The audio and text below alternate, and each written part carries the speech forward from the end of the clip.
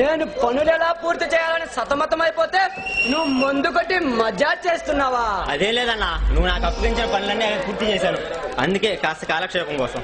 జీవితాన్ని అందిన వరకు అనుభవించాలి, తప్పు లేదు. కానీ చెప్పండి అన్న, ఇంకా నేను చేయాల్సిన పనులు ఏమన్నా మిగిలిపోయి ఉన్నాయా? అవునరా, ఒకే ఒక్క పని మిగిలిపోయింది. ఏంటో చెప్పండి. అది వెంటనే పని పూర్తి చేసుకొని నా టాలెంట్ ఏంటో నిరూపించుకుంటా. మరేమి లేదురా, మున్నాబాయికి ₹1,00,00,000 దొంగ నోట్లు ఇవ్వాలని చెప్పాను, మర్చిపోయావా? నిజంగా మర్చిపోయానా?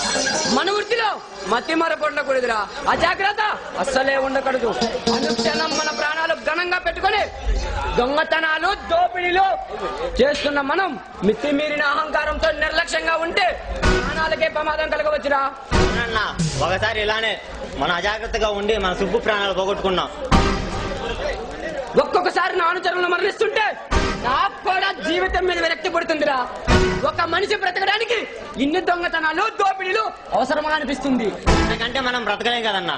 మార్గాలు చాలా ఉన్నాయి, కానీ దొంగతనాలు దోపిడీలు కూలగొట్టమంటే మనం మామూలు మనుషుల్లో బ్రతకలేం. అందుకే కదన్నా రోజుకు 3 దోపిడీలు 6 హత్యలు చేసి దర్జాగా బతుకుతున్నాం. తప్పని ఎంత బతికినా చీకటి బ్రతుకు బతకాల్సిందే. అందుకనే ఒక మార్గం ఆలోచించాను. ఏంటన్నది? ఈ ఎన్నికల్లో దినేష్ పార్టీని గెలిపిస్తే 1000 కోట్లు మన సొంతం అవుతాయి. అయినా ఆ డబ్బు మన చేతికి రావాలిగా. రాకేమవుతుందిరా? రాజకీయ నాయకులను నమ్మకూడదన్నా. దినేష్ మనల్ని మోసం చేయడు. ఎందుకు కాదన్నా, ఈ ప్రపంచంలో ఎవరినైనా నమ్మొచ్చు, కానీ ఈ రాజకీయ నాయకులు నమ్మకూడదు. నువ్వన్న మాట కరెక్టే. ఈ రాజకీయ నాయకులు పదవుల కోసం ప్రాణాలు చేస్తారు, డబ్బు కోసం ఏ గడ్డైనా తింటారు. ఈ దినేష్ కూడా అంతే కదన్నా. దినేష్ మనల్ని మోసం చేయడురా, ఎందుకంటే నా అండతో ఎదిగాడు వాడు. అంతేనా? రాజకీయ నాయకుడే కదన్నా. విశ్వాసం అంతా నీదే జాని. నా మంచి కోసం ఆలోచించే నిన్ను జీవితం అంతా నా దగ్గరే ఉంచుకుంటా. ఆపదలో ఉన్న నన్ను ఆదుకొని అన్నం పెట్టిన మీరు మహామనిషి అన్న. మీరు దేవుడు ఉన్నాడో లేదో తెలీదు, నువ్వే నా దేవుడివి. పిచ్చివాడా, నేను దేవుణ్ణి కాదురా, నరరూప రాక్షసుని. కారణం ఈ సమాజం మీద ఈ విధంగా కసి తీర్చుకుంటున్నాను రా. ఎందుకైనా మంచిది, పని పూర్తి కాకముందే ఈ దినేష్ దగ్గర డబ్బు గుంజేద్దామన్నా. నే మాటలు విన్న తర్వాత నాకు కూడా అదే ఆలోచన వచ్చింది. వాడెట్టు ఒక్కసారి అంత డబ్బు ఇవ్వలేడు, కొంచెంగా కొసరి వాడి దగ్గర డబ్బు గుంజేద్దాం.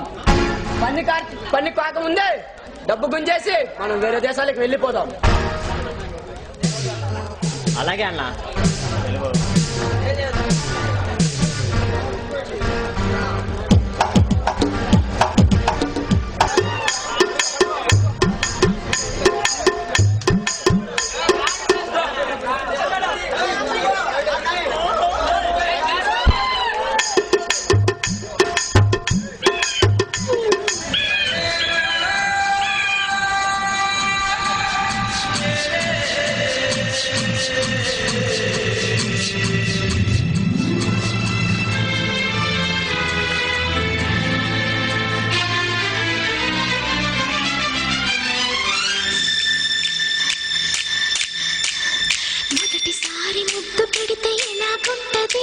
బాబాలేగుంటది మొదటిసారి మనసు తడితే ఎలాగుంటది?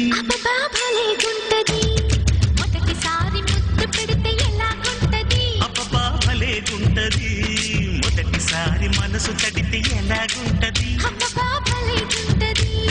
మొదటిసారి అంత మగ తోడు కోరుకుంటే,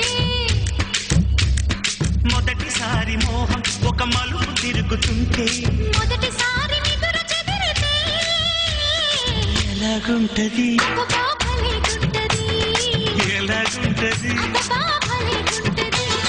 మొదటిసారి ముద్దు పెడితే ఎలాగుంటది? బాబాలేగుంటది మొదటిసారి మనసు తడితే ఎలాగుంటది?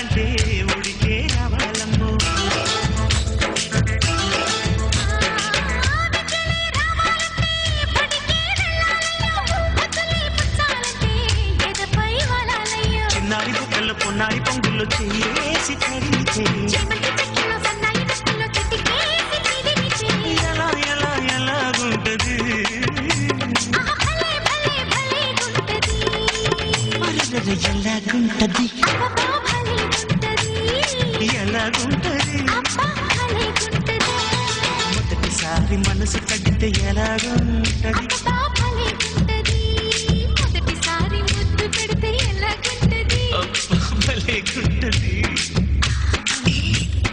అబ్బో భలే అమ్మో భలే అయ్యో భలే